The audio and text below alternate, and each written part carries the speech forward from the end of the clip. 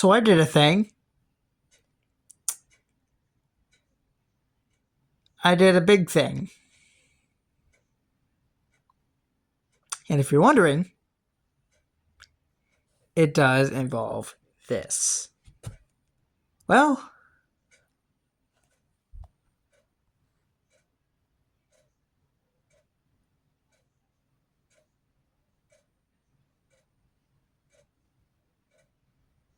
yeah, I made that.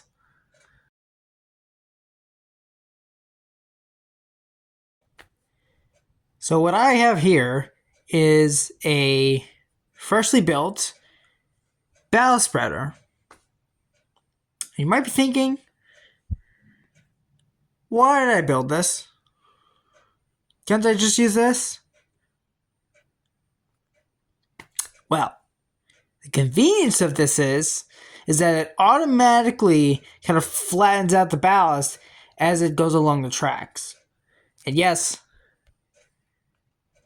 it does have trucks. I'll explain how it works in a second, but first, I want to go over how I built this. So let's start off with the basic. This big opening right here, that is where the ballast spreader is going to be placed in.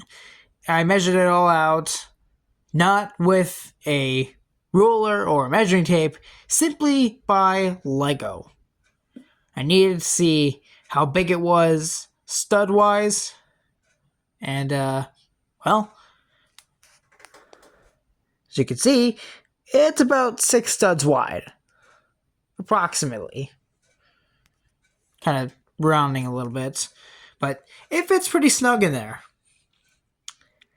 And if you're wondering why there's a gaping hole there, I'll explain that in a second. But basically, the ballast spreader is approximately 2, 3, 4, 5, 6, 7, 8, 1, 2, 3, 4, 5, 7. About approximately 7 studs wide. Hence, it's not a perfect square. So it's a 6 by 7 basically. But for the spreader itself, if you thought it was square, no. It's not square. It's not square at all. Get over here. So basically you have your front here, and then you have your back on the back end here. Should be really simple. And how you can tell it's the front? Because I have the coupler right up front here. Because, of course, I don't have one in the back. It's the end of the train. So, this is the front. That's the back. Kind of see why that hole is there. Basically. So, that's the front, and that's the back. You got it now. Don't look at me like that. Now here's the underside of the mechanism. And here you see that the trucks are basically screwed in. They're tight, they're secure, they roll pretty well, all tested and such, and yeah. And let's just say I had to do a thing. I just had to do 1 or 2 small sacrifices. Just 2. Just 2 small sacrifices. Just maybe 2. But this is basically how the truck's set up. You have your truck, and then you have a rounded flat plate, circular plate, because a square plate will not really go well. And then you have a actually 2x2 square right on top of that. And then you have some sort of inverted plate where you can attach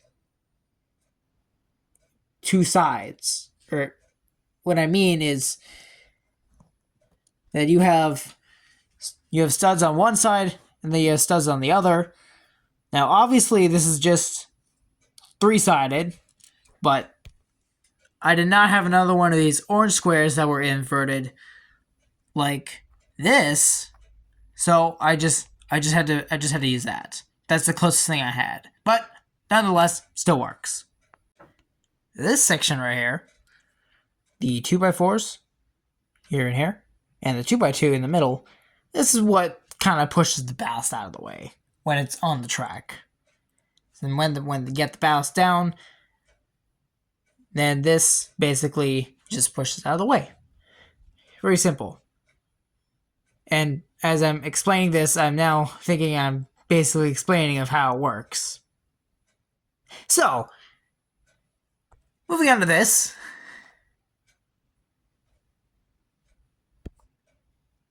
This part, this gap right here. Let me set it up on the track. So this is what it should look like when it's all set up together. You got your ballast spreader inside the little pocket here, and then you have basically you just have it basically ready. So what you will do, and yes, I know I've said I'm not using Hornell couplers anymore, but that was the only truck that had a hole in the center where I could put a screw in. So, thank goodness for this conversion car. Because you can clearly see this is knuckled. And then this is the other kind. So, works out pretty well. So you have, anyway, you have your ballast spreader up here, and it's really simple. You really don't have to do anything. Let's maybe just brush the excess off the track. It's really simple. You have a locomotive, you pull the train, you put ballast in here, it goes down into the little gap that you saw right there. It falls into the gap. You have your spreader, pusher, or whatever you want to call it. It levels most of the ballast, gets a lot of the ballast out of the way. Even on the sides here, on the ties, on the side of the ties. You have a locomotive, you have your car, you have your train, you pull the thing, you put the stuff in there, you flatten it, you're good to go. You don't have to do anything but just level it off and finish it off. You get it? You should. You should get it. So, there you go.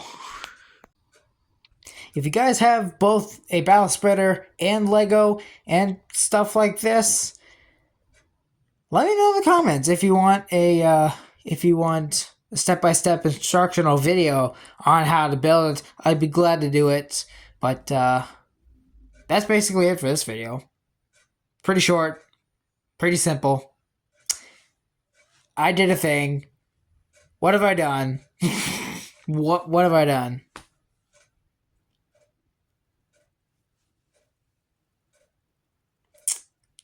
Yeah. So that's that.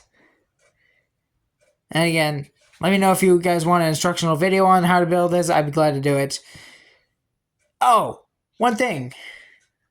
This is rotational. The spreader is rotational because of curves. That's why. The bends and such. Although it doesn't work with switches that have that thing. The black side thing. Which is fine. So, anyway, that's it for this. Hope you guys enjoyed. If you want an instructional video, let me know down in the comments below. And with that, I'll see you guys in the next video. Peace out, y'all.